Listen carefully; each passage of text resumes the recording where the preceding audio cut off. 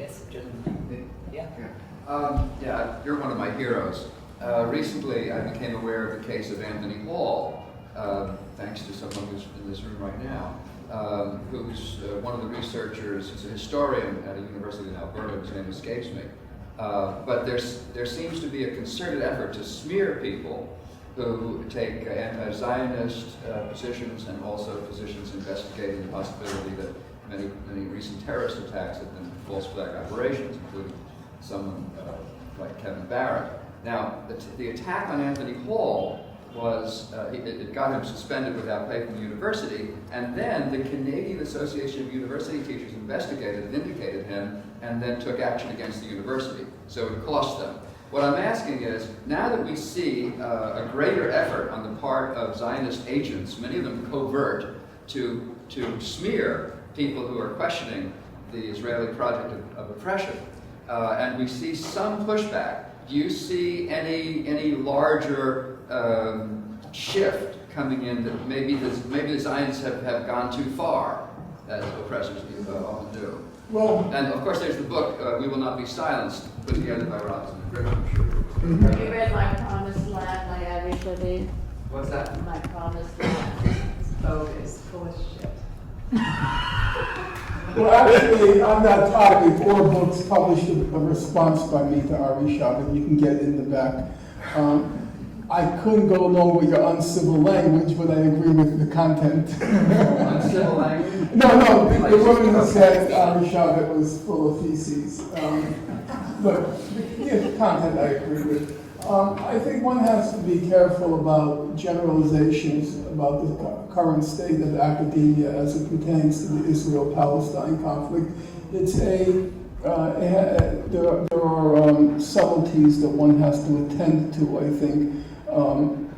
First of all, I don't go for language like Zionist agents. I don't know what that means. It sounds like somebody from Mars came down. I just find that kind of language is just wholly unnecessary, gratuitous, alienating, and it's so imprecise. A Zionist agent, I don't know what that means. It's something like from the man from U.N.C.L.E.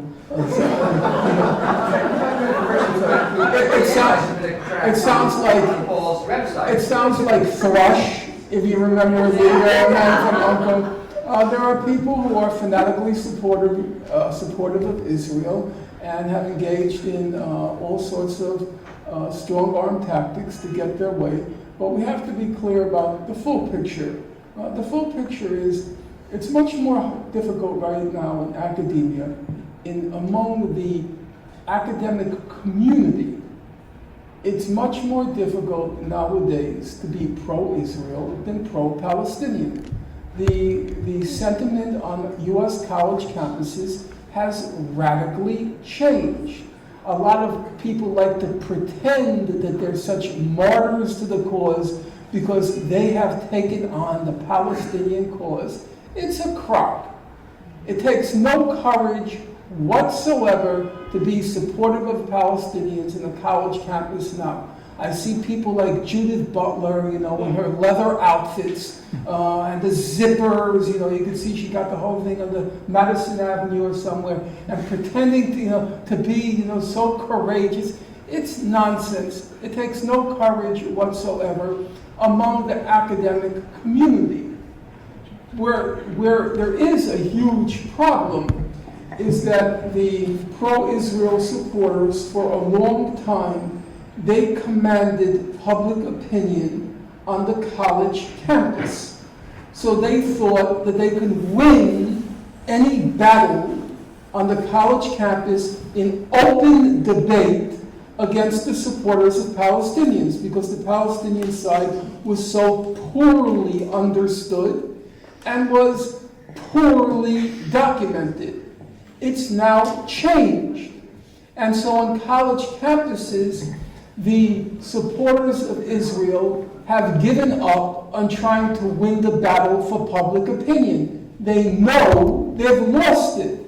And so they operate behind the scenes using alumni pressures and all sorts of machinations behind closed doors to get at people. I don't know, agents. James Bond was an agent, I don't know. So there's no covert orchestrated pressure then? There is orchestrated, behind-the-scenes pressure, which works quite successfully in silencing a lot of opposition, and I'm not blind to that. But it's also true to say that if you look at college campuses in general, it's much harder now, in terms of the academic community and the student ambiance. It's much harder. Look, Shuja, you're from Columbia, right? This is the formerly from Columbia. When did you attend Columbia? A few years ago. I went to Cornell. I graduated Cornell. in 2009.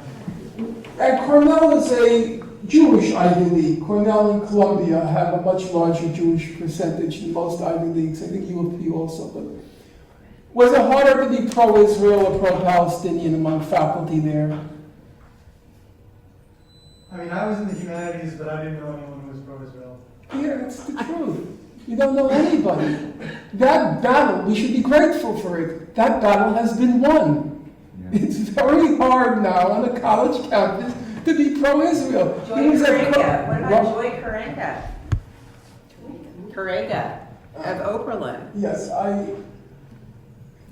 read her statements. They were highly problematic. Should she have lost her position? No. And I'm not going to bend 1 inch on that. She should not have lost her position. But the statements were highly problematic, and that's putting it in euphemistic language. We have to be fair.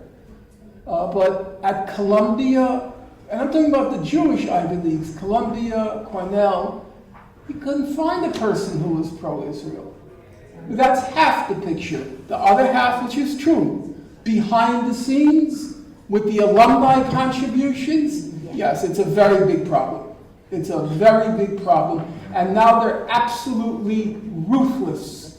They know they lost the battle for public opinion, so they don't care anymore about public opinion. We are going to turn the screws, and we are going to get our way. And they're kind of carrying on in a kind of mafia style. They didn't carry on before the mafia style, because they felt they had public opinion on their side. And so if you were, quote-unquote, pro-Palestinian, you had cooked your own goose, dug your own grave. You were out of there. They didn't need to use those kinds of tactics. But now they're completely ruthless. They're like Netanyahu, Felix. So I think we're going to wind this up now. But I'd like to thank you all for coming. And if you want to find out what Norman's been writing about recently, there are some copies of his books on sale at the table at the back. But most of all, I want to thank Norman for coming along and talking to us today. It's such a privilege being his publisher, and I agree with you. I think there's still a lot of people that you can communicate your ideas to, Norman. We've just got to find ways of making that possible. I'm sure it can be done. We're going to have never ending the download. There's Sammy's noodle place. I guess it's the next block, this way or this way. And everybody's invited. We'll have a little dinner. So if you know me or don't know me, you have to bear with me this evening. So you have to have some sort of compensation. So we're going to just walk over and whoever likes will have dinner.